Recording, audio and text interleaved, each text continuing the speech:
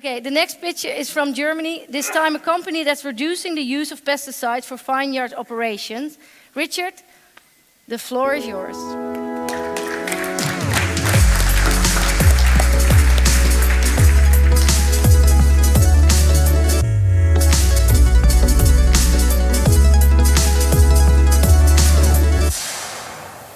All right, thank you very much. My name is Richard. I'm the co-founder and CEO of VineForecast.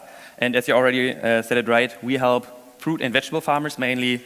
You could also call it specialty crop farmers to ensure crop health with minimal pesticide use, and we're starting with winemakers.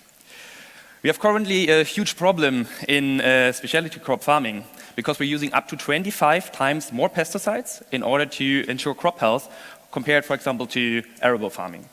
And that eventually means also high cost for plant protection for the farmer and also a heavy environmental impact. And due to those reasons, the political pressure on tightening regulations for pesticide use is hitting pretty hard on those industries. And we want to help these farmers, and we built a software to predict diseases field by field without any need of hardware, and also giving recommendations on how to prevent those diseases. So if you talk about diseases, you always need to know, first of all, about the weather, because they depend heavily on that. So if you predict the weather in a very hyperlocal scale, you also can predict the disease development in a hyperlocal scale. And that's basically what we do. We developed a machine learning algorithm that is able to predict weather on a 25 by 25 meter grid, and then we derive the implications that has eventually on the diseases. Additionally, we have a second component which we use to derive the past actions of the farmer, getting the knowledge of when they use the pesticides, and then provide a tailored and automated advisory software advice to when to apply the pesticide next. With our current software, we are already able to help farmers to cut down pesticide use to up to 25% per year, and we've been used by 650 wineries at the moment, but this is just the beginning. We, first of all, want to scale our product from our current market in Germany to the European market and also start to add new crops to our model. And this is why we're currently also looking for a seed round. We want to raise 1 to 1.5 million to actually do that. And also, I'm very keen to talk to any kind of agronomist as well as companies from the chemistry background because we also provide our services to them so they can give better advice, tailored advice to their farmers on how to apply the pesticides. Thank you very much. I'm looking forward to your questions.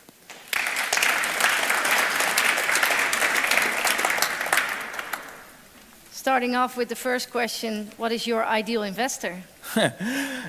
So definitely some people with agricultural background would be very good. So we not just looking for stupid capital, basically. We want to have people with a lot of knowledge in the agricultural business as well, with knowledge, and that would be probably the main knowledge that we need, scale business from one country to another, because this is one of the main challenges you probably have in agriculture. Yeah. Okay, I didn't know there was capital that's stupid, but... yeah, there are a lot of investors that think just giving money... we get what you mean. Are there questions from the audience or online? Yes, online. We start. What sensing technologies do you use to acquire the data? So basically we don't need any kind of sensors because in those kind of industries, in specialty crop farming, you always need to prevent diseases. And if you want to prevent diseases, measuring them, it's already too late. So we just use as a main source weather forecasts. So weather forecasting data is our main source, and then our machine learning algorithm as well as topographical data helping us to bring it down to this hyperscale.